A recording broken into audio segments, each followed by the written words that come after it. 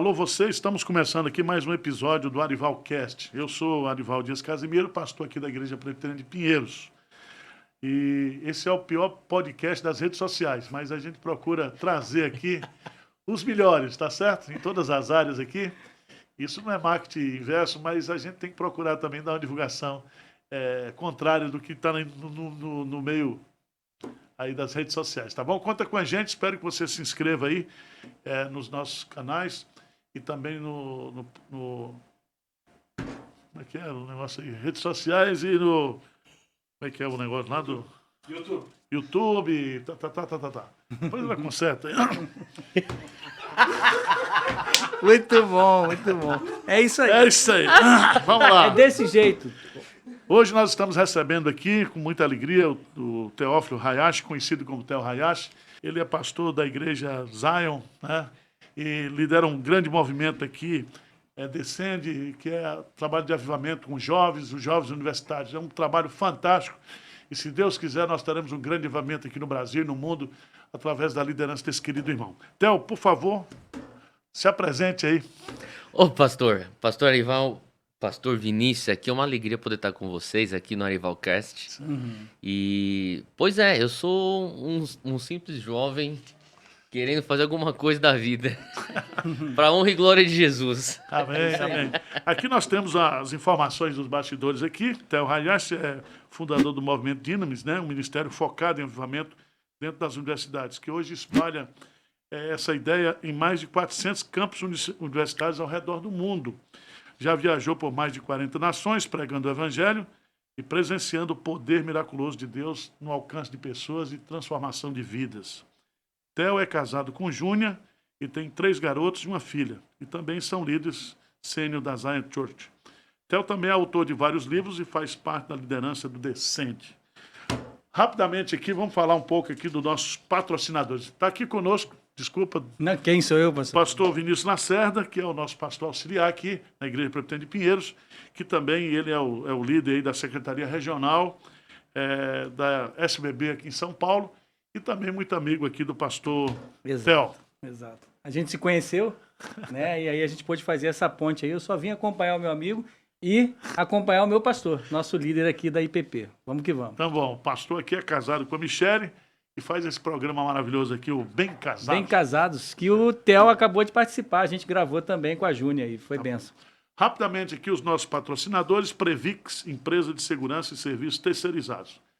É segurança, recepção, limpeza, tudo que você precisar aí para a sua empresa, para o seu comércio, procure a Previx, uma empresa maravilhosa, liderada aqui por um grande servo de Deus. Porte Contábil, escritório de contabilidade e consultoria empresarial.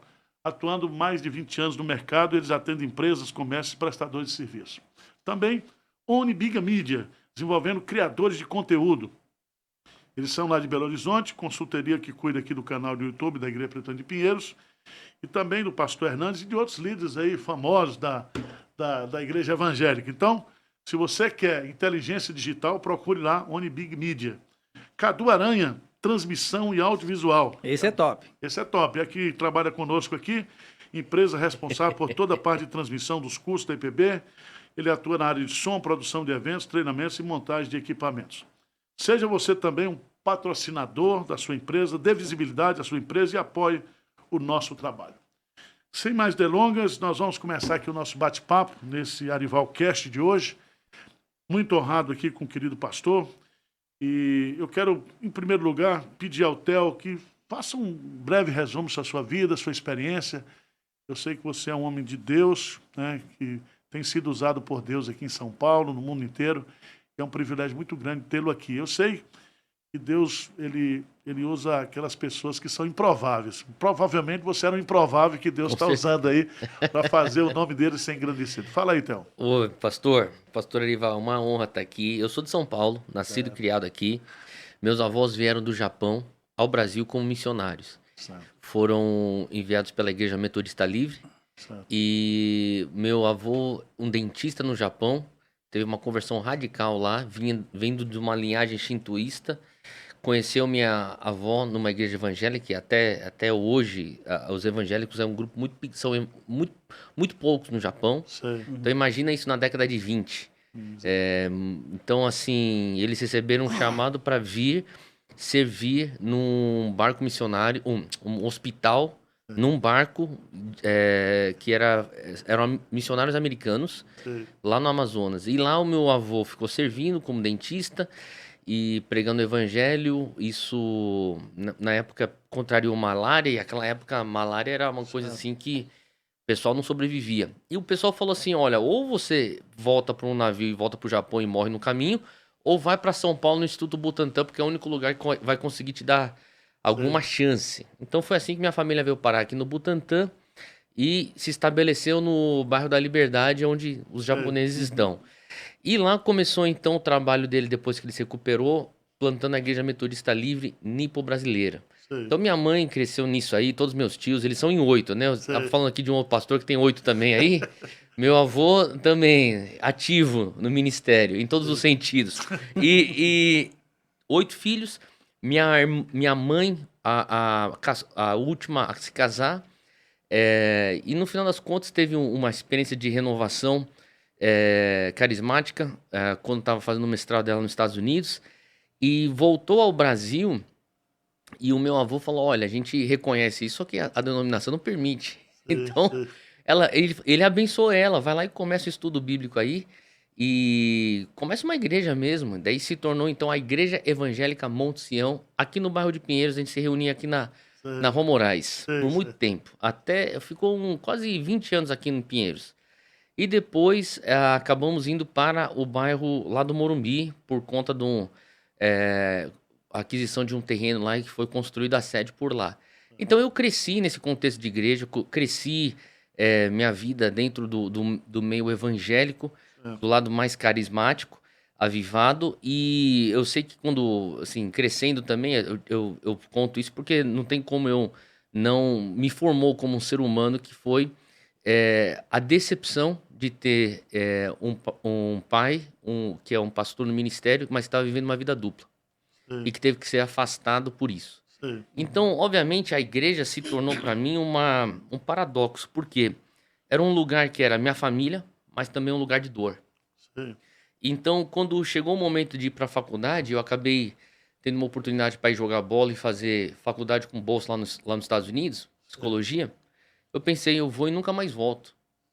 Né? Então, eu fui para jogar bola, fiquei lá e estudar psicologia, e no final das contas eu acabei me distanciando do senhor lá. Só um ponto que eu acho importante. Como é que foi esse chamado seu para trabalhar com jovens, né? Deixando de lado aí essa questão familiar, mas como é que Deus, como é que você teve alguma experiência com o Espírito Santo no sentido de um chamado de Deus para trabalhar com jovens?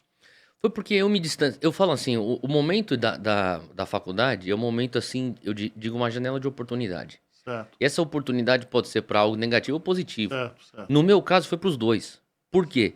Foi negativo porque eu me esfriei na minha fé. Eu não encontrei uma igreja que tinha um senso de família, que tinha um evangelho que sendo vivido de uma maneira palpável para mim.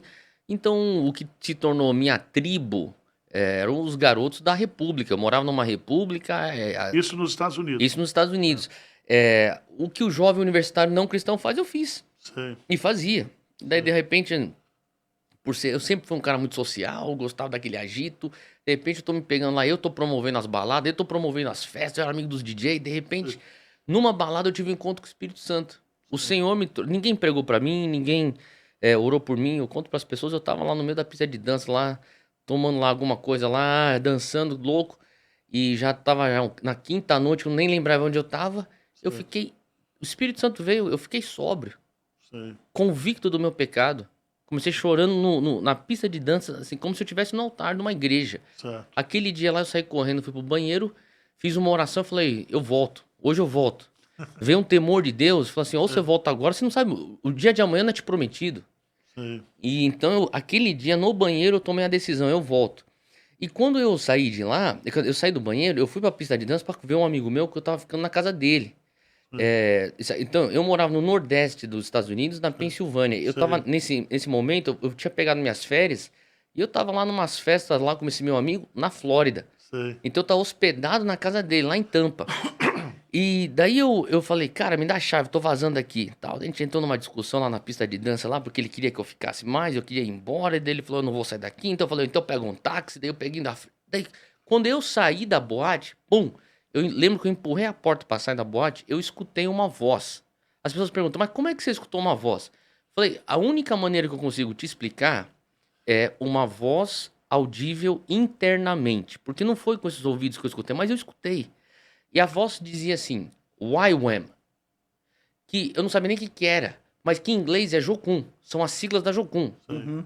E eu fui pro apartamento desse meu amigo, eu fico com aquele negócio, no táxi eu ficava com esse negócio na cabeça, tipo, YWAM. Eu fui no apartamento do meu amigo, liguei, era na época que a internet era de escada. Sei. Eu liguei, eu falei, eu vou tomar um banho pra tirar aquela nhaca de noite da balada, e daí eu voltei pro computador, tava na internet lá e eu botei YWAM, que nem eu vi. Sei. Pum, cai no site da Jocum. Falei, caramba. Comecei a ler. Eu não tinha noção do que era Jocum, Jovens com uma Missão. Sei. E daí naquela noite eu cliquei lá o botão, fiz minha inscrição pra ser missionário. Na mesma noite você clicou e se inscreveu. 4 horas Saiu antes. da 4 horas balada antes, pra missão. 4 horas. É, Só o Espírito Santo que explica uma coisa dessa. e a questão toda, a gente crê muito, aquilo que está lá na Bíblia, né? Que o Espírito Santo, ele é soberano, ele age como quer. Ele age na pista de Exatamente. dança, ele age no campo de futebol, ele age dentro da igreja. Aonde quiser. Onde exato. ele quiser. E ninguém pode prever a ação do Espírito Santo. E quem né? convence do pecado e do juízo, não é Sim, isso, pastor? sim. Na hora. E é tão interessante também, a gente fala isso e é uma parte bíblica muito forte, que é a questão do chamado irresistível. Quando você é tocado pelo Espírito Santo, você não tem como dizer não para ele. É igual Paulo no caminho de Damasco, né? É isso aí. Mas aí você foi lá, teve a formação lá Na Jocum. na Jocum. E daí eu me apaixonei por missões. Certo. E eu comecei indo. A minha primeira viagem missionária foi para as Filipinas, depois Egito, depois Índia. Eu lembro que eu tava na Índia e eu falei, cara, eu vou fazer isso aqui pro resto da minha vida. Eu falava para Deus, Deus, a única coisa que eu preciso é uma bicicleta, uma mochila com uma Bíblia e um caderno. Eu me meto aqui pros Himalaias aqui, ó. Eu fico aqui o resto da minha vida. Só me dá uma mulher. O resto é resto, velho. Eu tô de boa. Sei. Nunca almejei ter um ministério, nunca almejei ser pastor de igreja, não almejava nada de pregar pra... Eu queria viver aquele negócio lá. Pra mim, assim, eu tô lendo Atos, eu tô vivendo Atos. Eu tô lendo Atos, eu tô vivendo Atos. Era aquilo que eu queria. Certo. E eu tava tranquilo fazendo aquele negócio. Mas eu comecei a sentir o Senhor me chamando pra alcançar os universitários. Sei. E eu comecei lá na Índia mesmo, numa universidade chamada Jamia Millia, que é a maior universidade islâmica do mundo. Pelo menos na época era. É aí que começa o movimento... Aí dinâmico, começa um entendimento, cara, isso aqui pode ser meu campo missionário. Certo. Isso aqui pode ser um chamado que eu tenho. Certo. E, obviamente, eu tinha tido essa história na igreja avivada carismática. Eu comecei a ter um pouco de dificuldade conversando com meus amigos islâmicos. Porque eles falavam, cara, eu ficava no campo das ideias, na apologética. Tipo, tá bom, legal, tá. Você fica aí com o teu negócio, eu fico com o meu negócio. Eu pensei, cara, se o cara tiver doente, o cara for curado, se a mãe do cara tiver um tumor, o tumor desaparecer, como é que o cara vai negar o meu Jesus? Certo. Eu falava, Deus, eu preciso desse poder. Daí alguém me deu a biografia de um alemão chamado Reinhard Bonk. Eu comecei a ler os relatos dos milagres. Falei, Deus, eu preciso desse negócio aqui. E daí foi minha busca por esse... Por mais que eu tinha uma doutrina pentecostal, eu não tinha... Você tinha base bíblica. mas eu não tinha a vivência daquilo. Sei. A experiência. Certo. Eu não tinha tido a experiência, não era parte da minha... Eu tinha visto algumas pessoas, tal, vi algumas coisas acontecerem, mas não era uma coisa que fazia parte de mim. E foi minha busca por isso. E eu acabei entendendo o Senhor me levando para Carolina do Norte, Estados Unidos, Sei. para ser pastor de jovens de uma igreja, cujo pastor sênior se tornou meu pastor, até meu pai na fé, que foi o cara que eu vi o sobrenatural através da vida dele, e aquilo começou a me impactar. E eu falei assim, eu consigo entrar nas universidades assim. Sei. Se eu tiver uma palavra de conhecimento e o Senhor se mover em cura, ou talvez com uma palavra de sabedoria para destravar alguma coisa, a vida do jovem o coração do cara se abre. Então a gente fazia um negócio que era tipo, a gente chama de caça-tesouro, que nada mais é do que um evangelismo. Sei. Oro, peço Deus, me dá aqui as palavras de conhecimento, e a gente anotava no caderninho ou no telefone e ia atrás. E quando eu voltei ao Brasil para começar o Dunamis, a gente começou a fazer isso no Mackenzie, na USP, na FAAP, Sim. e a gente começou a ver os jovens famintos por espiritualidade. Eles pensavam que era uma parada de nova era. Sei, sei. Aí no meio da conversa, os caras descobriam que eu era evangélico. Daí os caras ficavam até com raiva de mim, tipo, Sei. seu evangélico. Daí saía andando. Mas me diga uma coisa, como você tem essa pegada aí, você sabe que o nosso manual de missões é Atos. Não tem jeito. Sim, Né? sim, Atos é o livro fundamental. Em Atos a gente aprende muito sobre essa questão de pregar aos ouvidos e pregar também aos olhos. isso. É isso. Essa junção que a gente encontra lá em Atos, que é a pregação da palavra Sim, de forma ousada, sim, de forma expositiva, né? Você Uhum. vê Pedro, quando ele é cheio do Espírito Santo ali no Pentecostes, ele faz um sermão, né? uhum, E é um sermão sobre a pessoa de Jesus. Ele começa falando desde a encarnação até o momento que ele é exaltado e, cumprindo a profecia de Joel, derrama o Espírito Santo sobre a igreja. uhum. E naquele dia lá mais de 3.000 pessoas se converteram, e o apelo Sim. não foi Pedro que fez, foi o Espírito Santo que fez no coração do povo. Uau. Como é que você vê isso, essa junção? Porque nós fazemos essa divisão aqui no Brasil, que é uma divisão, eu acho, muito infeliz, né? É. Ah, você é pentecostal e você é reformado, você é bíblico. Não. Porque não existe reformado sem o Espírito Santo e não existe pentecostal sem um conteúdo bíblico. Exato. Nós vamos fazer essa junção, Sim, Porque concordo. porque é o Espírito que inspirou a palavra. Exatamente. É o Espírito que vai dar poder para você pregar a palavra Exato. e fazer os milagres que ele quiser. Isso é. Exato. Uhum. Exato. E como é que a isso. gente faz essa junção? Como é que você vê isso? Eu lembro daquele texto, né, onde Jesus está com a mulher no poço, a samaritana, né? Certo, certo. E no diálogo ele fala algo muito forte, né? Que a gente às vezes usa como um clichê, mas a gente não para pra pensar. Ele fala: o Pai procura aqueles que o adoram em espírito e em verdade. certo. Né? Tem algo poderoso quando você abre o teu coração para adorar o Senhor em espírito, mas também na palavra, na verdade. Certo. Né? Então eu falo assim, a gente infelizmente tem, que nem já foi dito, essa polarização entre igreja do poder e igreja da palavra. Isso, isso. Né? Mas assim, eu tenho orado e falado assim: Deus, eu sei que a gente tem muito para melhorar. E eu falo: mas Deus, nos faz uma igreja e me faz um ministro do teu evangelho que eu consiga manejar bem a palavra, mas também que eu consiga fluir no teu poder. Se você observar bem, quando Jesus, lá em João, de 14 a 16, que ele vai ensinar para os seus discípulos, é o momento que ele está partindo, ele até diz: se eu não for, o Espírito não vem. Exato. É melhor que eu vá. É melhor que eu vá para o Espírito vir. E aí ele coloca ali muito bem as características do ministério do Espírito. E ele diz: o Espírito Santo é o Espírito da verdade Uhum. e vos conduzirá a toda a verdade. Toda a verdade. Uma das coisas que eu tenho observado, eu seria hoje aqui um pastor tradicional, um pastor presbiteriano, né? Sim.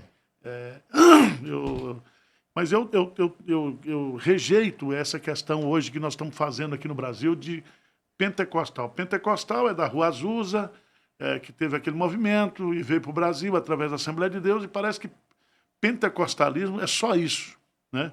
E você também reduz, né, o pensamento bíblico, né, que a gente chama de calvinista e reformado, como se fosse só a questão do período da reforma.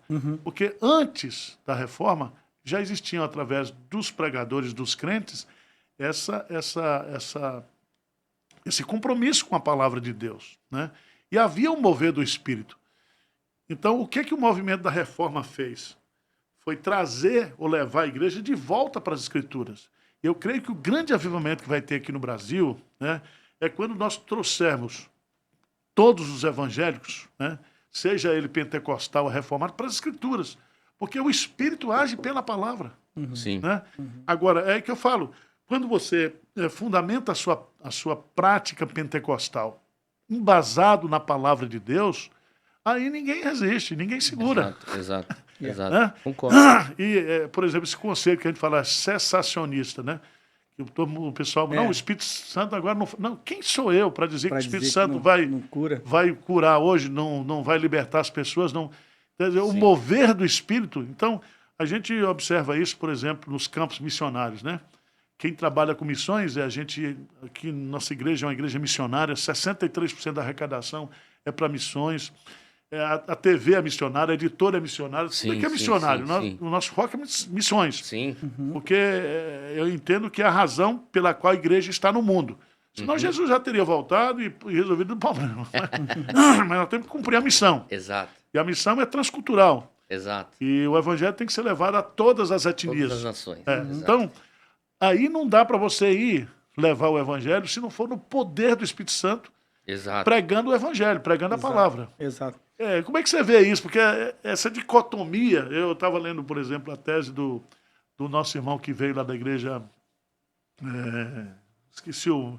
Ele teve experiências pentecostais fortes, né, na igreja que ele teve, e aí ele teve contato com a Bíblia, com a doutrina reformada, aquele negócio todo, e ele disse, mas eu não posso negar o que eu vivi no pentecostalismo, Uhum. porque a pessoa tem experiência com o Espírito Santo, e quem sou eu para avaliar se aquilo... né? Um deles, reverendo, é Mark Lloyd Jones, que é altamente reformado, pregador da Inglaterra, mas que na sua biografia diz que ele teve uma experiência impactante Do batismo do fogo, com né? o Espírito Santo, em que ele fica algumas horas deitado ali, sentindo a presença de Deus poderosamente. Sim. Mark Lloyd Jones, a gente está é. falando. Mas se eu puder pegar um gancho, reverendo, até para o Theo nos ajudar na questão do Dunamis e o Descende, que é um movimento em que ele lota 3 estádios aqui em São Paulo, Certo. justamente dessa parte do engajamento bíblico que o senhor está falando. Conta para a gente, Theo, essa experiência que você teve nos 3 estádios, Dunamis, Descende, ali já o movimento Sim. mais forte, e aí Deus fala contigo através do Cunningham lá e tudo mais. Essa experiência aí eu já compartilhei com o Vinícius, né? Porque assim, na verdade, qual que é a visão por trás do The Send, né? Que em inglês, o envio,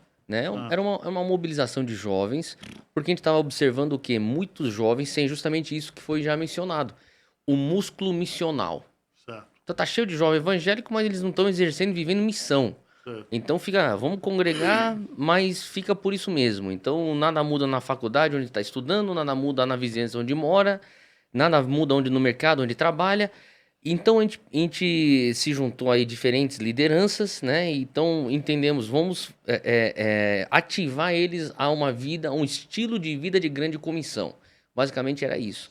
E obviamente que assim o Vinícius estava mencionando aqui, foi a graça de Deus, porque não tem a ver com a gente, tem a ver com ele soprando aquilo lá de uma maneira que só Deus pôde fazer, lotando o Morumbi, abarrotou o Morumbi em 6 horas, esgotou os ingressos, fomos para o Allianz Parque, lotou aquilo lá em 3 dias, depois fomos para o Mané Garrincha em Brasília, fizemos os 3 estádios simultâneos, 155 mil pessoas lá e 2,2 milhões simultâneo no YouTube. Porém, em tudo isso, Loren Cunningham, o fundador da Joconte, veio para trazer a palavra também. Diversos pregadores estavam lá, o próprio Hernandes estava lá também. O pastor Jeremias também, lá de Belo Horizonte. Enfim, tantas denominações, desde assembleianos, batistas e todos. Mas o Loren Cunningham me puxou de canto assim no finalzinho e falou assim: olha, isso aqui é muito lindo. E ele que já viveu muita coisa, já presenciou tanta coisa, né? O único homem vivo na Terra que pregou em todo o país existente múltiplas vezes. E ele falou assim pra mim: se você tem uma janela de uns 7, 8 anos, ele falou assim pra mim, se você não engajar esses jovens que estão balançando e chacoalhando o estádio, na hora do louvor, aquele negócio... Eu sou São Paulino, graças a Deus. Eu já comemorei muito título lá naquele estádio lá. 3 times diferentes nessa tarde aqui, ó. Palmeiras, São Paulo e Flamengo. Eu já comemorei 3. Que trinca, hein, rapaziada? Só na minha vida, 3 mundiais eu já comemorei. Ixi, não vamos falar de mundial, não. Então, agora, eu vou falar pra você, aquele estádio louvando era uma outra coisa. Não é time de futebol, que negócio. E mesmo assim, o Loren falava assim pra mim: se você não puser Bíblia nesse povo, você tem uma janela, ele falou.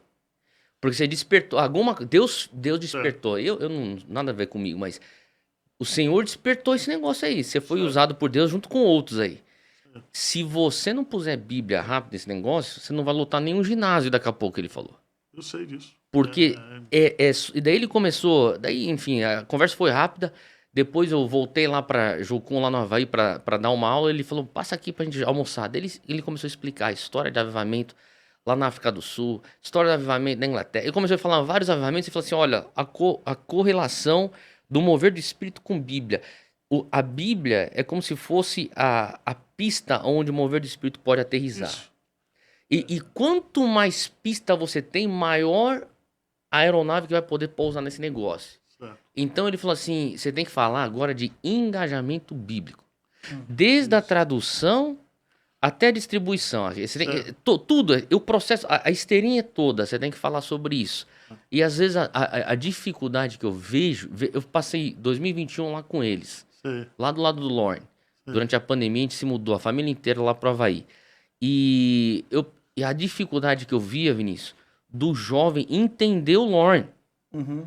Porque pro cabeça do jovem, assim, não, a gente precisa de mais uma noite de louvor e Louvor, adoração. né? Mais um mover. Não, a gente precisa. Não. Você precisa entender tradução bíblica. Os caras, mas o que eu vou fazer com tradução bíblica, cara? Entendeu? Mas assim, aquela coisa que ele fala assim, não, vocês precisam se engajar na palavra. Tá, eu quero colocar só minha experiência, porque eu estou estudando, eu sou um estudioso de avivamento, né? E eu acho que o avivamento está aí. Não existe avivamento sem Bíblia.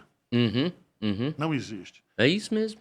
Porque o Espírito Santo, ele age pela palavra. A nossa confissão de fé de Westminster diz lá que o Espírito Santo fala pela palavra e na palavra. Uhum. Você não pode desassociar, porque foi o Espírito que inspirou a Inspirou palavra. tudo, exato. E é o Espírito que ilumina você para entender a Bíblia. Exatamente. Então, Exatamente. então, o Espírito Santo não diz uma coisa na palavra e diz outra coisa lá. Ele trabalha pela palavra. É como Tem coerência, né? é como um pássaro. Concordância. O pássaro, né? A palavra vai, mas vai aqui a questão da ação do Espírito com a palavra. E entra no coração. Não tem jeito. Exato. Né? Concordo. Quando você vai estudar as igrejas saudáveis no mundo, todas elas, independentemente se ela é pentecostal, ou, entre aspas, ou reformada, você vai descobrir que é uma igreja que tem compromisso com a palavra e com a oração. Exato. É isso. Não existe igreja saudável sem oração, palavra, sem exato. palavra e sem missões. É isso. E sem missões, porque Exato.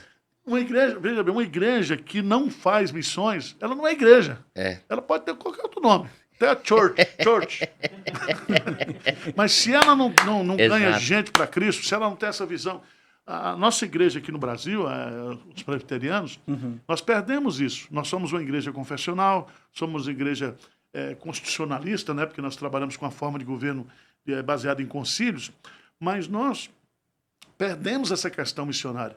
E quando você fala aí, quem foi que fundou a igreja presbiteriana? Um jovem americano que em 1859, com 24 anos, saiu dos Estados Unidos solteiro, veio para cá, no meio da febre amarela. Uau. Em 9 anos, ele não sabia português, aprendeu Uau. português, desceu...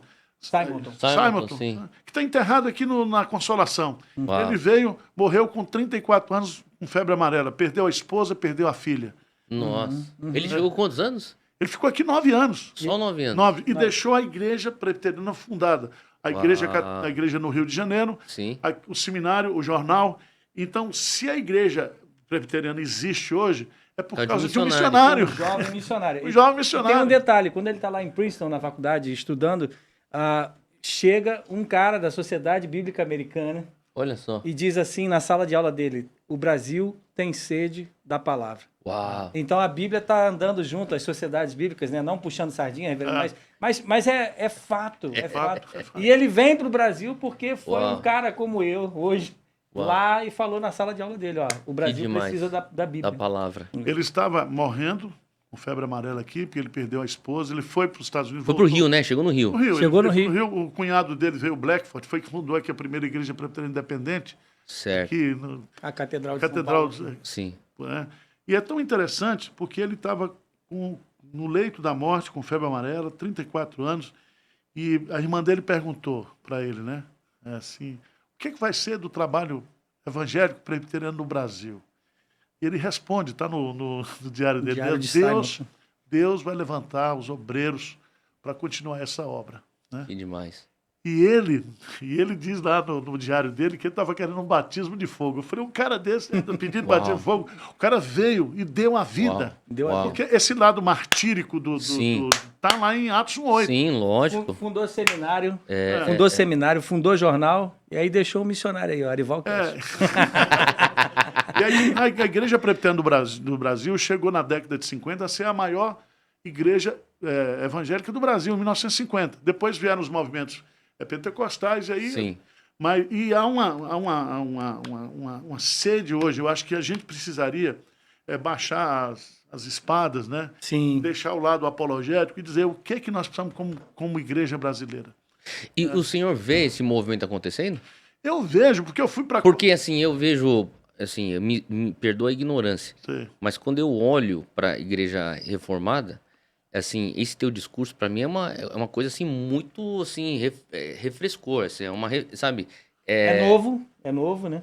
Não, porque eu escuto isso do pastor Jeremias, lá da oitava, do Hernandes, e eu tô escutando agora, e eu falo assim, isso é incrível, isso é demais, Mas veja bem, porque eu vejo a nova geração sem tanto essa visão do evangelismo, da missão. mas meu irmão, é porque perdeu. Entendi, Nós perdemos isso. entendi. Então, o que o avivamento... que não existe avivamento sem reforma espiritual.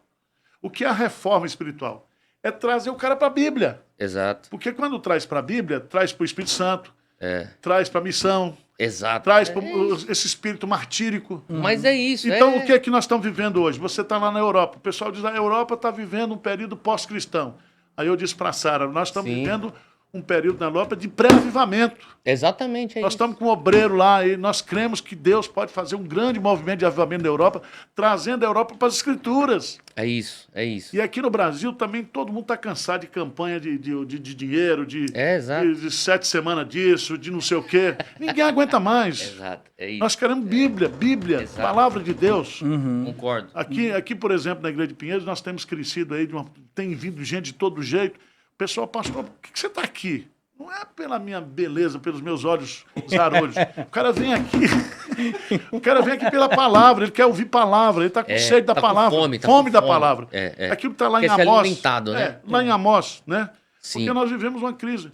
A juventude hoje não tem uma bandeira para viver. Uhum, Não é uma bandeira política, não é uma bandeira econômica. Nós precisamos da bandeira do Evangelho. é verdade. Isso aí é uma coisa que a gente está vendo e que os jovens da nossa igreja estão buscando, nós estamos investindo nos adolescentes, fazendo discipulado com criança, levando a turma para o sertão, Exato. né, para ver se eles... Muito bom. Se Muito legal. esse aspecto do avivamento vem.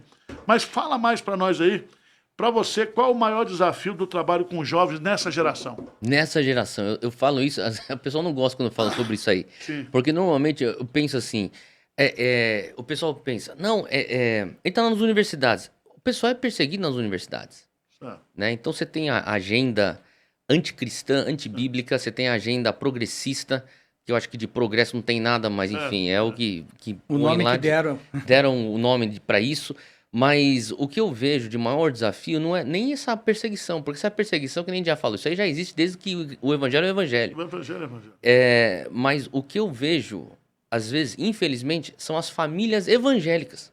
Por quê? Quantas vezes já aconteceu comigo, pastor, aqui tá o meu filho aqui, ó, tá entrando na faculdade, queria que você acompanhasse. Até muitos que são fora de São Paulo, quando o filho entra numa faculdade boa aqui de São Paulo, vem, apresenta até na igreja, fala, ó, meu filho vai começar a congregar aqui agora, tal, Sei. tá lá na tal faculdade e tal. Eu falo, não, beleza, beleza. Daí quando o menino começa a vir andar com a gente começa a pregar a cruz. Meu irmão, você vai ter que morrer pra você, cara. Agora a tua vida é só Jesus, cara. Martírio. Certo? Atos 1:8, sereis minhas testemunhas, meus mártires. Martiria. Isso E aí. Jerusalém até os confins da terra. Certo. Aí, isso aí é ruim, né? Porque o menino veio aqui estudar na GV para ser um bom gestor. Veio aqui para fazer medicina aqui em Pinheiros. Então, quer dizer, daí a família não gosta. Pô, eu paguei colégio particular para você ser médico. Agora tá falando de ser missionário no Irã? Teve uma situação aí que veio... Mas vai como médico, cara. Faz a medicina. Exato. Mas vai como médico, Porque exatamente. Essa questão de ser missionário, você não está desassociado da profissão do De cara. maneira alguma. É. Mas às vezes não é nem a questão da profissão, pastor. É a questão de ter aqui do meu lado, aqui em casa, ó, meu filho, o orgulho aqui da família. Você entende o que eu tô falando? Sei. Então, a questão... Teve uma vez aí um pai que veio me procurar, isso aqui há alguns anos atrás. Eu não era nem o líder titular, o pastor titular da igreja. Eu era pastor nos jovens. Ele falou assim, ó, Theo, me ajuda aqui porque meu filho tá com problema com drogas. Eu falei, não, manda vir aqui, a gente acha uma coisa pra ele fazer, ele tem que estar ocupado. Daí o menino começou a ver, o cara teve a vida transformada. Quando ele teve a vida transformada, ele falou, eu quero fazer missões, eu quero ir pra Jocum, quero ir pra Janela 1040. Falei, então a gente vai ajudar, levantar o sustento missionário, a gente vai te enviar. O pai dele queria que ele fizesse faculdade. Ficou bravo. Não. Eu falei, ó, seguinte, você tá trazendo teu filho pra igreja pra ele aprender boa cidadania. Mas no meu modo de ver, a igreja tá aqui para ensinar teu filho a ser um mártir. A boa cidadania você tem que ensinar na tua mesa de jantar. Mas aqui, cara, eu vou ensinar o evangelho, cara. Então, quer dizer, às vezes você pergunta qual que é o meu maior desafio, às vezes é um evangelho que é ousado, um evangelho que é 100% para dentro. Às vezes eu vejo isso, às vezes até a própria igreja evangélica se incomoda com isso, é muito radical. Isso é, eu falo, independente de denominação. Mas é até mais boa essa colocação sua. Mas não é justamente porque está faltando o discipulado? Com certeza. Porque a cultura é assistir culto. Sim. Isso eu estou falando tanto pro pentecostal, que ele quer vir, veja bem, ele vem pro culto pentecostal avivado, aí ele tem ali Sente o O mover. artista, o grande pregador. Tá. Aí ele volta, mas aquilo ele continua ali. Não Você mudou a trabalha vida no dele. banco, ele está ali, tem aquela vida dele, às vezes uma vida dupla, porque ele é tentado sexualmente, cai em pecado, volta para o culto. Então, essa conscientização de missão, ela é dada no discipulado. E o discipulado não é o transcultural apenas. Às vezes, nós estamos precisando de gente aqui, por isso que surgiu esse movimento Tela aí, né, que é essa questão de empreendedores missionários através de empresários. Você que trabalha num banco, como um banco desse que nós temos aqui no Brasil, e o cara está ali, e ele, como jovem na universidade, ele tem um problema da ideologia de gênero, de conviver com essas ideologias. Essa realidade todas. hoje, né? Mas o cara tem que estar ali, cara, ele tem que ser crente. Exato. Ele tem que ser crente, ele tem que estar testemunho. E isso está faltando muito nessa questão do discipulado. A gente tem aqui também, a gente é aqui de Pinheiros, né? O filho passa na universidade, vem para a USP, 6 meses na USP, ele desvia. Ele agora é marxista, ele agora é maconheiro. Che Guevara. Che Guevara. Eu falei, pô, esse cara aprendeu o que lá na escola dominical? O que ele aprendeu lá? Exato. Vem sem base. Porque o pastor também não falou com ele que ele tinha que vir para a USP.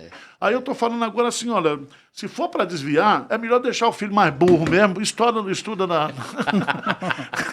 numa faculdade dessa que não tem esse tipo de coisa. Na ou... Unisquina. Unisquina. E outra coisa, nós precisamos entender, como você está colocando aí, ter um trabalho forte de evangelismo discipulado nas universidades. Sim, a gente precisa. E eu acho que assim, eu estava conversando, na verdade, hoje de manhã com um outro pastor sobre essa situação. Porque ele estava falando sobre o entretenimento gospel, Certo. né?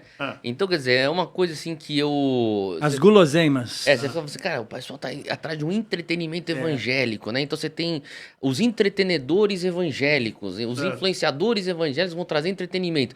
Aquilo lá não vai produzir o caráter de Cristo, não vai produzir o discípulo de Cristo, Não vai, né? Não vai. Não vai. Só que, daí esse outro pastor me trouxe um outro ponto que eu falei, cara, ele falou assim, mas Theo, deixa eu falar uma coisa, eu concordo com você, só que o problema é o povo.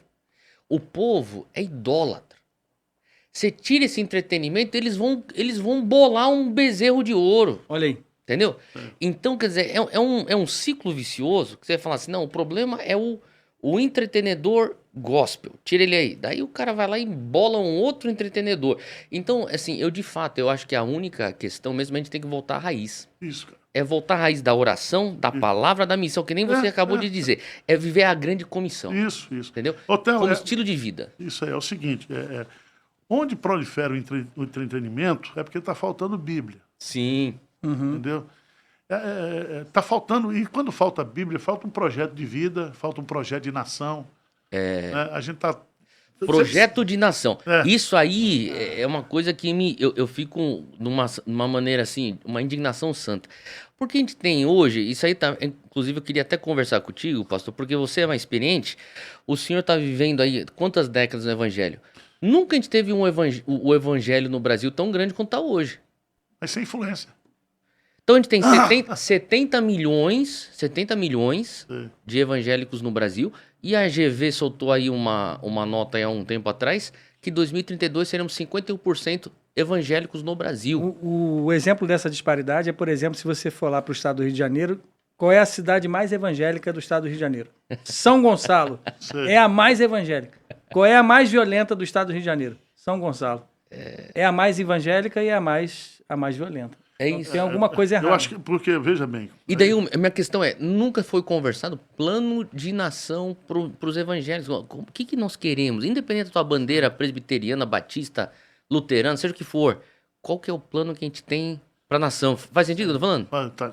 Eu não vejo, ou pelo menos não me chamaram para conversa. Então Não, talvez não. até tenha conversa aí, mas Não, eu acho o seguinte, o que acontece? Quando você fala de plano para a nação, você não tem que falar de plano de político partidário. não é isso que eu tô falando. Não é isso que eu tô falando. Por exemplo, quando os... De evangelismo para a Ah, nação. vamos pensar o seguinte, quando os puritanos saíram lá da Inglaterra, islandeses, escoceses, eles foram para os Estados Unidos, desceram lá em Massachusetts, Plymouth, foram construir a nação, eles tinham bastante claro para eles o que eles queriam como nação. É o Pacto de Mayflower. É isso. Por quê? Porque eles tinham um embasamento bíblico Teológico. teológico. Eles eram filhos da reforma. Isso aí. Agora, o que você pensa? Eles foram para lá para construir uma nação. Sim. O que nós temos aqui? Nós temos uma cultura de que o que a gente puder tirar da nação e do país, explorar. Né? Então, o que a gente tem que entender hoje? Você conhece a Europa, viajou. O Brasil é o melhor país do mundo, do ponto de vista da gente ter um país aqui que rico, Deus levante essa nova geração e construa um país. Agora, construir com o quê? Com os princípios da honestidade, do trabalho, da família. É isso. É isso que nós precisamos trabalhar. Então, eu não posso acreditar que eu vou votar num presidente e ele vai mudar o país. Não vai. Eu não posso apoiar um cara que se diz evangélico, que vem aqui para ter o voto e vai fazer lá conchavo com corrupção na Câmara de Vereadores. Isso não muda o país. Não. Entendeu? Então, eu acho que a gente tem que ter esse plano. Eu acho que independentemente do que aconteceu agora nas eleições, mas eu acho que houve um movimento de despertamento do patriotismo, né? Sim. Independentemente se existe corrupção por parte deles, eles vão responder também. Ninguém está aqui para... Errou, paga. Paga, mas eu acho que despertou. A gente tinha um trabalho muito forte aqui nesses últimos anos de oração pelo país, de ir para a praça pública, de orar, de pedir. Nós temos... E as igrejas estão fazendo isso. Tá? As igrejas batistas, as igrejas presbiterianas, as Assembleias de Deus têm procurado. Então, eu acho que está na hora da gente sentar para conversar. Né? Sim. E a gente não ficar aqui nesse evangelismo apologético. Se você é um cara que... Só no campo das ideias. Não, só porque você levanta a mão na hora do culto, você não é meu irmão. Né? Não, eu estou falando isso... Entendeu? Você fala assim, não, coisa muito pequena, né? Pequena, assim, não, você é pastor presbiteriano, é soveteriano, ele é um gelo. Não é isso. Não, é picuinhas. Picuinhas. Então, a gente tem que trabalhar isso. Eu creio muito bem, mas vamos caminhar. Posso pegar um gancho aqui, reverendo, rapidinho? Pode. Aproveitando, eu ouvi você uma vez falando numa das suas palestras justamente sobre as esferas da sociedade. Sim. E aí, nesse caso, quais são os pilares que você acha da nossa sociedade que o jovem cristão, que é quem a gente vai deixar o legado, eles devem influenciar / ocupar? Eu acho que a gente fala, às vezes, a mesma coisa de ângulos diferentes. Mas o que às vezes, só de você mudar o ângulo, parece que dá uma coisa na didática do jovem que ele aceita. Então, uma das coisas que eu estou escutando aqui, até o reverendo falar, tanto aqui sobre palavra, né? Você está falando aqui sobre missão e a oração, né? Então, e a conjunção do poder e palavra, espírito e verdade. Quando a gente começa a ver assim, o discipular de uma nação, porque o que a gente fala das esferas da sociedade, isso aqui é uma coisa que você vê desde de Calvino, né? Então, quer dizer, você vê isso... As áreas de influência. né? Mídia, você vê depois, educação, segurança, tudo. Mais tarde você vê lá na Holanda com Kuyper, e depois, entendeu? Então, quer dizer, é uma mentalidade que já vem na história da igreja há muito tempo, não é de agora. Sim. E o que eu digo sobre isso quando a gente pega de uma maneira generalizada e você pega 7 esferas ou áreas de influência na sociedade, eu acho que a gente começou a descobrir o poder da esfera da economia, dinheiro, e também a esfera do governo, o que é válido. Porém, isso foi uma coisa que o Lauren e a gente conversou muito e ele sempre me desafiou muito nisso, né? O Lauren é que nem um avô para mim, assim.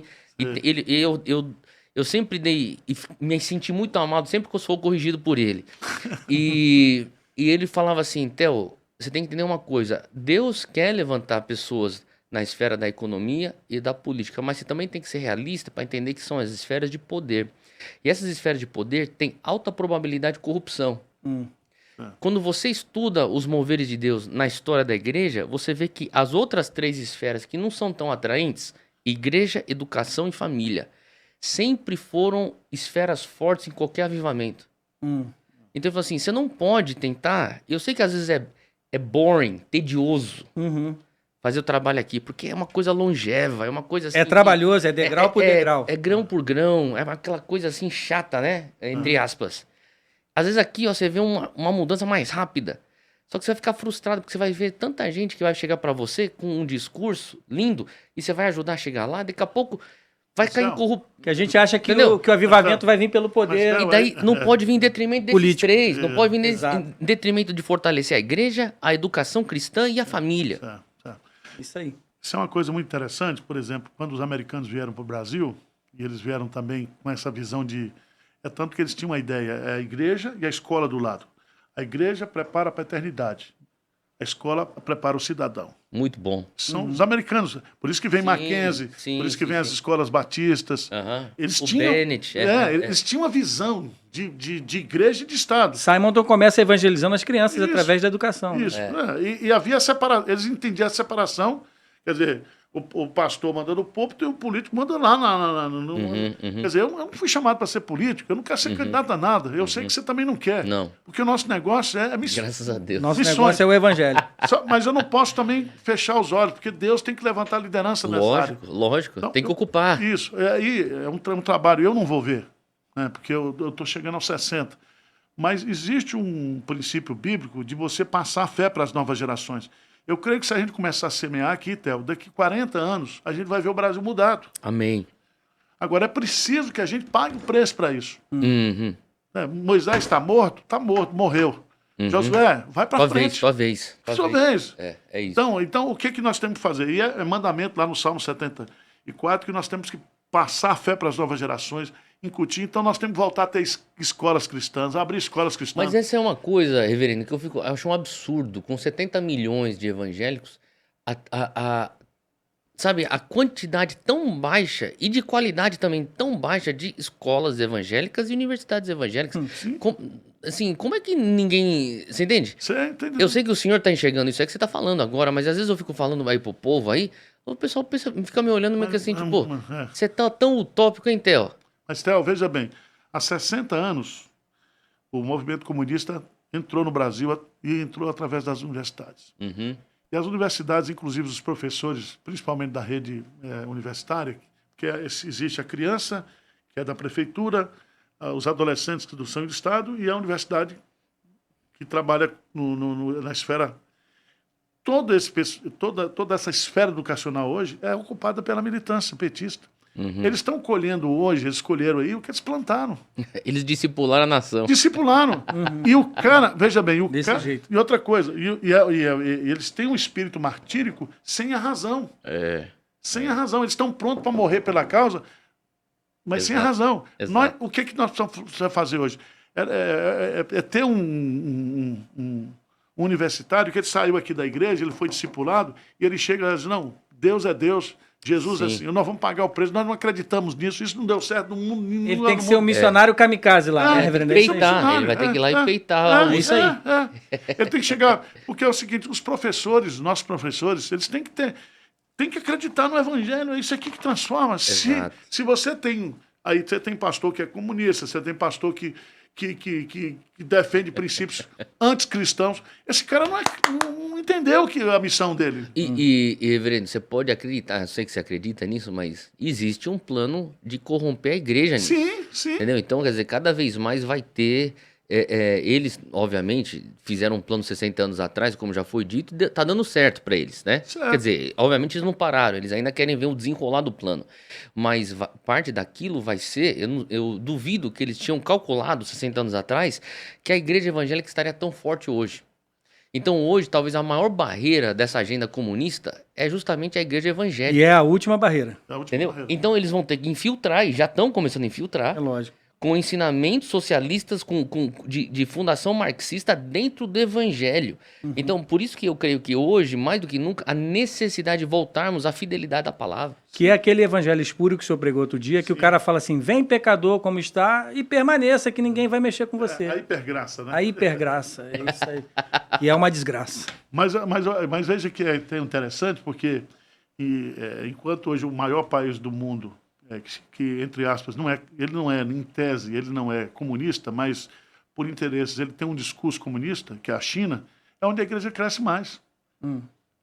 Entendeu? Uhum. Então, o evangelho ninguém segura. Não Não. segura. O que nós temos que ver agora é que esse modelo de evangélico brasileiro que teve até agora, ele não serve. Entendeu? É um discurso falso. O cara, ele diz, eu sou evangélico, mas ele chega lá e negocia uma corrupção. Eu sou evangélico, mas o cara chega aqui com uma doação Sim, na sim, sua sim, igreja, na sim. igreja Presidente Bezos, eu quero dar uma doação aqui, mas não tem origem. Sim, sim. Aí você se vende. Exato. E não está disposto a pagar o preço, né? Pagar o preço, Você entendeu? Eu digo, meu martiria. amigo, é o seguinte, aqui se você quer dar uma oferta para a igreja, tudo bem, está aqui a conta da igreja, nós temos aqui, eu quero saber a origem desse dinheiro, não tem mais saco de dinheiro aqui, é conta bancária, etc. Nós não queremos, quer dizer, não vender a alma para o Satanás, porque o que a igreja fez? A igreja, ela se corrompeu e ela agora não consegue mais, né? E a mídia, o que a mídia faz? A mídia não ama a igreja. Não. A Pelo mídia- contrário. Pelo contrário, o mundo Persegue. não ama, persegue e detona. Persegue a igreja. Né? Sempre vai ter uma tendência, uma coisa assim tendenciosa, né? Agora a gente vê muitos erros na igreja, obviamente a gente também tem que ter essa autocrítica pra gente estar sempre melhorando, mas também, ó, do outro lado também, né, reverendo, eu fico vendo assim, o papel que a igreja tem no Brasil hoje, se a igreja some, o Estado colapsa. Sei. Ao mesmo tempo tem isso, então quer Tem dizer, muita gente crente, né? tem muita gente sincera fazendo Tem a gente obra, orando, obra, pagando tem. preço. né? Tem muita Tem, gente sincera, talvez cada um nas suas condições, naquilo que, nas suas limitações, mas eu também vejo, ao passo que eu vejo muita aberração viajando no Brasil afora, eu vejo muita gente Mover de séria, Deus. Séria, eu também. né? Isso também me Eu vejo no traz um pouco de sertão, esperança. o cara lá faz muito com pouco que tem. E Exato. às vezes a gente tem muito aqui e não faz nada. Fala da perfuração de poço, Reverendo. Quanto é que é para perfurar um poço, por exemplo? Por exemplo, nós começamos um movimento de perfuração de poços do sertão, estamos Sim. aposentando carro-pipa de político corrupto. Vai virar mar. Então o que acontece? No ano passado foram 150 Poços. poços furados, em comunidades Glória a de quilombola, de gente que não pode Que não tem demais. acesso. Esse ano são mais 150. E Deus está tendo um mover, e o cara chega lá, pastor, como é que é isso aqui? Ele já tem um pessoal lá que está trabalhando, as ONGs evangélicas, como o Zé da Água no Piauí, gente que saiu de São Paulo está lá pagando preço. Que legal. Eu tive agora no trabalho lá da Igreja Evangélica do Sertão, Sim.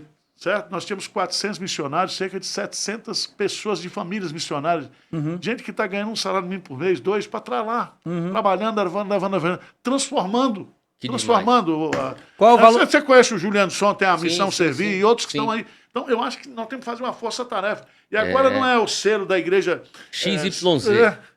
Entendeu? Mas qual é o valor do poço, Reverendo? 10 contos se for um poço, 12 10 mil reais. Se for um poço, põe a bomba. Faz um pix aí na conta de Pinheiros e você paga um poço agora para poder a gente perfurar lá no Isso. sertão. É ou não é? 10 mil reais? 12 mil hoje, mais ou menos. Você 12 fura, mil. se põe a Como é bomba. que funciona o processo? O cara vai lá, faz o estudo onde tem que Não. perfurar? Nós temos, por exemplo, nós temos o Zé da Água, que está lá no Piauí. Nós estamos furando, tem a Instituto Água Viva. Água Viva, que é do dono da Da Forte Forte Leve. Leve. da Forte Sei, São conheço. Antônio. Pessoal lá de Vitória. Abraço, seu Antônio aí. Então, Pronto. é o seguinte, o cara vai, por exemplo, o que a gente faz? Zé da Água, eu quero furar 10 poços. Aí ele vai lá, contrata a empresa, Certo. já barateou o custo, o cara diz, o cara vai fura 10 poços. Aí vai a equipe, monta, ele vai lá na prefeitura ver para aquilo não ficar em nome de particular, mas fura na comunidade, entendeu? Entendi. E eles, porque as ONGs já estão lá. Certo, Eu não certo, preciso certo. sair daqui para furar um poço lá. Eu tenho que pegar Sim. eu tenho que fazer uma teologia Robin Hood. Eu tenho que tomar de quem tem para dar para quem não tem. Mas aqui, aonde entra o mover do poder? Pastor, conta aquele testemunho que os caras perfuraram muito fundo e não saía água. O que a igreja fez? Foi o testemunho que eu tive lá com eles, né? Aí ele vai dar um aleluia, um glória Vai, a Deus vai, aqui. vai. O que aconteceu? O que aconteceu? Um pastor batista foi furar um poço lá na Serra do Inácio, que é a divisa do Piauí com... E ele furou, ele começou a furar, chegou a 70, 90 metros numa comunidade... Quase 100 metros, meu. E não dava água. Nada. E o pessoal começou a chorar, porque foram 2 dias de trabalho. Meu Deus. Você imagina? Nada. Aí Você imagina? Aí o pastor, preocupado, falou assim, gente, o que nós vamos fazer? Porque não tem. Equipamento, Se não tem água, tudo não e tem... tal. Aí ele disse, não, vamos fazer um culto de oração. Vamos orar. Não tem lá na Bíblia que o pessoal bebeu água da pedra lá Sim. e a pedra da Cristo. Aham. Rapaz, eles começaram a orar. No outro dia, começou a brotar água da rocha. Olha Que aí. isso? Porque eu não sei se Deus canalizou a veia lá pro O negócio. lençol freático fez ele fazer assim? Empurrou um pouquinho pra lá, aí o negócio subiu. Tá lá. Mas é poder de Deus. Cara, demais. Demais. Mas aí você vê, por No meio da exemplo, missão. pastor, e tem negócio de água salobra. Eu falei, rapaz, onde nós estamos furando, a água só está dando doce. Agora, se é o Espírito Santo que está transformando a água doce, eu não sei. Salobra em doce. Olha Porque aí. nós temos postos lá que o cara estava 30 anos orando, para a comunidade orando, a igreja orando, Que o pessoal demais. da Assembleia de Deus lá orando. Pastor, aí chega o poço, aí o cara furou o poço, está dando uma vazão de 10 mil litros de água por hora. Que demais. Teve uma irmã, Theo, que ela deu testemunho dizendo assim, agora com esse poço, eu não vou mais precisar entre escolher comprar o caminhão-pipa ou comprar comida. Meu Deus. Agora eu posso comprar comida. Porque você pega, por exemplo, você pega os institutos que nós temos lá no Novo Sertão, Sim, quando fura o poço, ele já tem todo o projeto de agricultura familiar, que legal. ele tem um projeto de horta. Isso é demais. Mas quem Não, faz isso? é É a demais. igreja, né? A igreja a igreja que tá avivada fazendo. faz isso. É isso que eu tô falando. Se nós temos 70 milhões, nós botarmos esses 70 milhões para trabalhar, o Brasil se transforma em pouco tempo. E esse que é o lance do Brasil, né? Porque assim, o Brasil tem tudo, tem a faca e o queijo na mão para ser a potência, né? O país, né? Um celeiro Mas missional. é assim, é o brasileiro discipulado consegue, de fato, discipular uma nação. É isso. Se a gente conseguir discipular a alma do brasileiro, ele vai produzir do Brasil aquilo lá que tem o potencial para ser. Vamos pensar aqui, você com esse dom que Deus lhe deu de mobilização, né? Eu tenho um dom de pedir, eu não sei mobilizar. Eu peço Pô, mas a gente aqui. precisa do teu dom aí com a gente também. Não, e prega bem. Aí o Vamos que lá. acontece? O que nós precisamos fazer com essa moçada aí? É dar essa bandeira da missão? Você tem uma causa para viver e para morrer. Se você é um médico, se você é um engenheiro, se você é um cara um empresário, se Deus vai botar você para ganhar dinheiro nessa vida, você tem que entender que esse dinheiro ele tem que estar a serviço da missão. Sim. Certo? Esse é um ponto que você tem que trabalhar como igreja. Isso você trabalha justamente com a teoria do discipulado, a Sim. formação do discipulado, e levando o cara a ter experiência. É isso. Levando o cara para o campo. É. Porque, É a teoria e a prática. por que você apaixonou por missão? Porque você foi para Jocum. Exato. Você foi para o campo. Você não sabia teologia. Você tinha umas experiências exóticas com o Espírito Santo. Você ficava em dúvida se era o Espírito, se era você. Exatamente. Mas é na caminhada que Deus vai trabalhando. Né? Teoria e prática, Isso. constante. É esse processo de você permitir o jovem pôr a mão na massa, né, dar vazão para ele. Então, eu realmente acredito nisso. E o discipulado acontece, é que nem Jesus, né? Ele levava os caras junto. Ô, Theo, uma coisa que a gente, eu não sei se está preocupado, eu não estou com preocupação nenhuma, mas o pessoal, pastor, o que nós vamos fazer agora com a inteligência artificial? Como é que vai ser a igreja? E não sei o quê, a igreja vai virar um robô, como é que é? Nós vamos falar lá com a...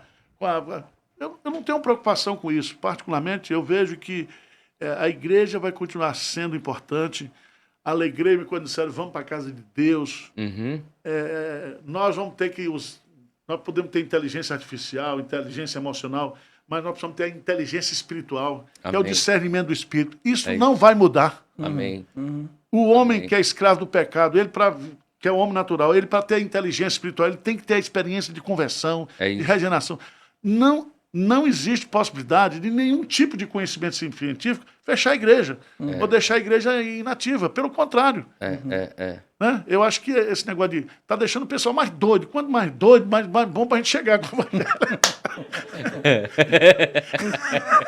Entendeu o que eu tô dizendo? É desse Pastor, rapaz, quanto mais doido, isso aqui nós somos um hospício espiritual. A igreja é um hospício que chega aqui, trata e cura, liberta e vai. Né? Não sei se você tem essa... Como é que você vê isso? Você é um líder de igreja.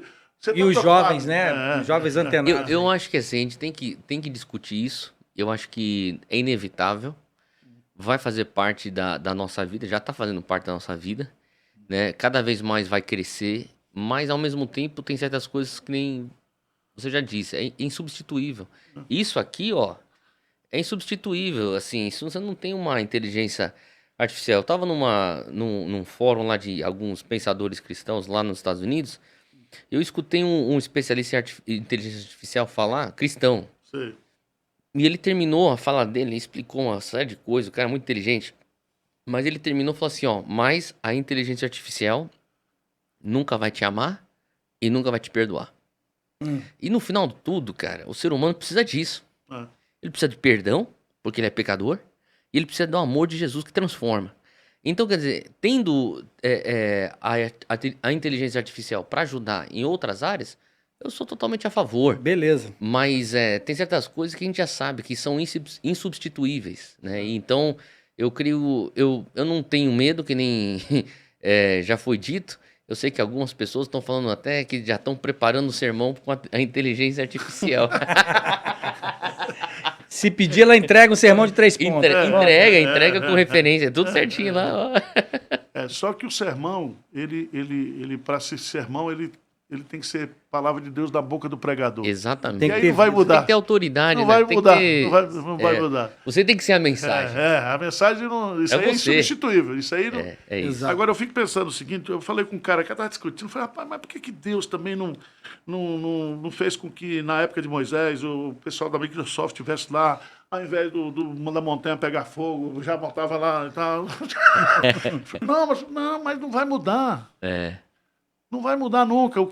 A carência do homem é de Deus. Deus colocou a eternidade no coração do homem. Exato. E fez um ser relacional. É isso. É um ser relacional, está isso. estabelecido, é amor a Deus, é amor. Ninguém isso. vai viver sem amar a Deus e sem ter afetividade, relacionamento, família, igreja. Isso não vai morrer nunca. Nunca.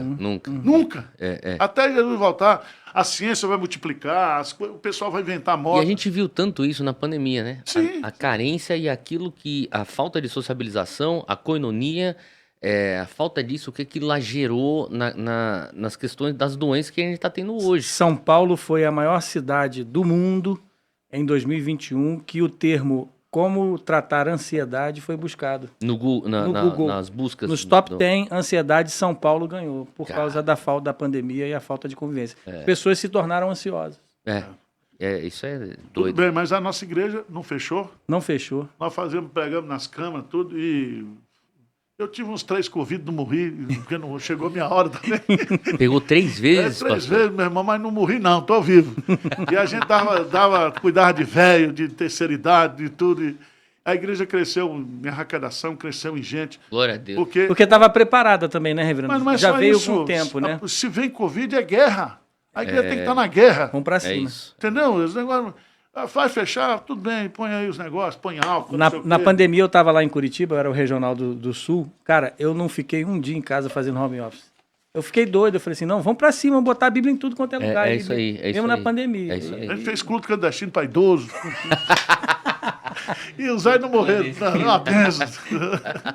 E vamos pra cima. Mas eu não sei nem como é que é o assunto mais aqui, já perdeu tudo, eu me empolguei com o negócio aqui, tá tudo errado. Mas conversa boa é essa, reverendo. É isso aí, você está acompanhando aí, vai anotando, fazendo as perguntas aqui.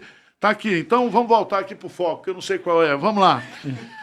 Hayashi, opa, o negócio está caindo aqui, sai pra lá. É o poder de Deus. É dunamis, pastor. Isso aí.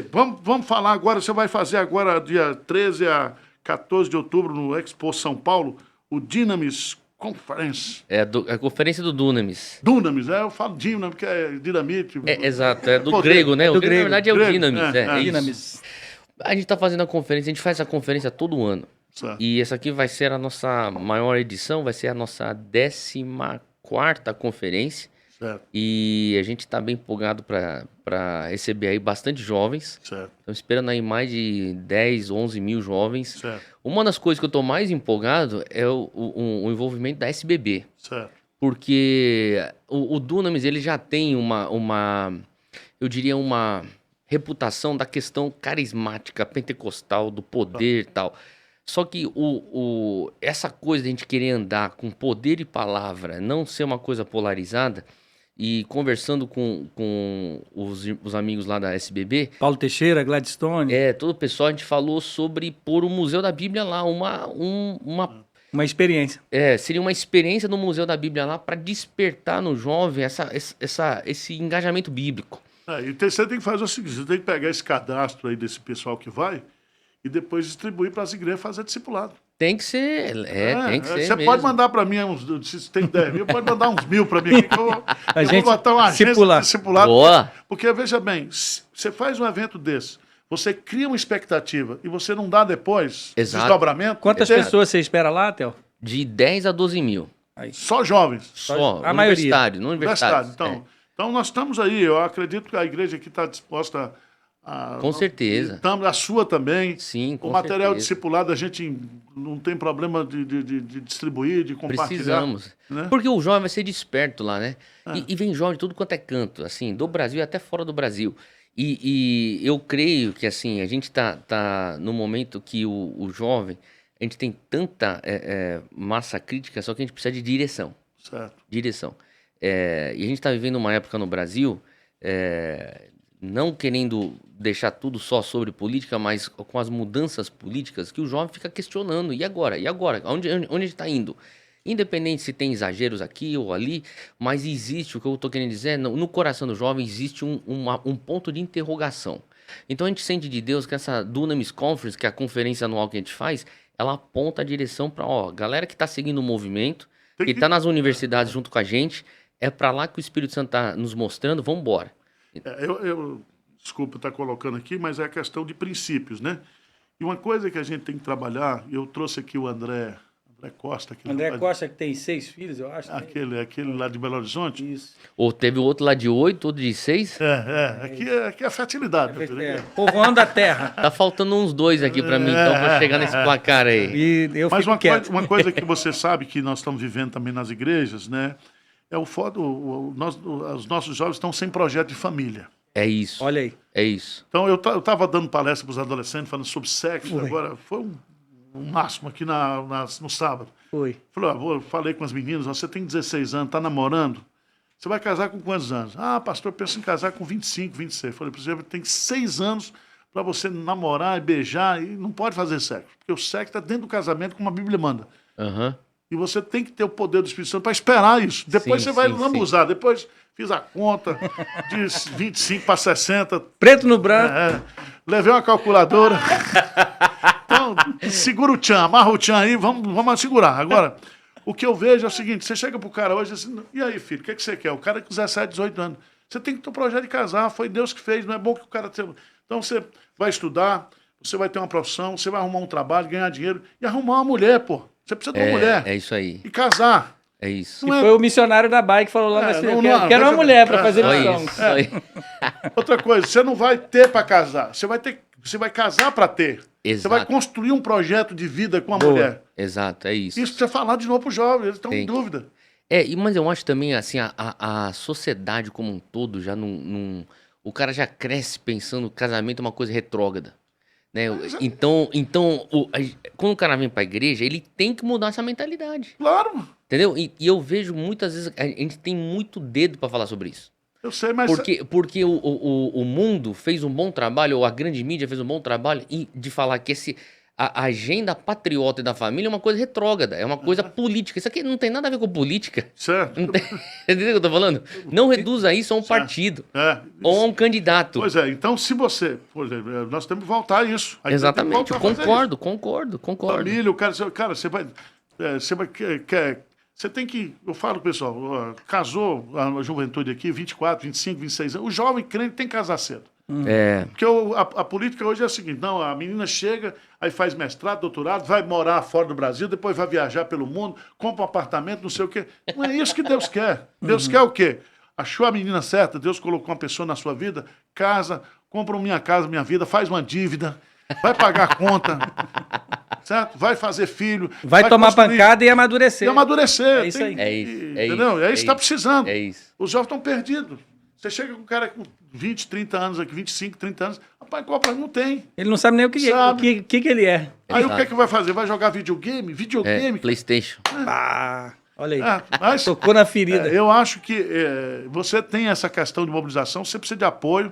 Nós estamos aqui para apoiar a Amém. Igreja Presbiteriana de Pinheiro, nós estamos isso. perto aqui. Que legal. Não importa se Zion, Zion.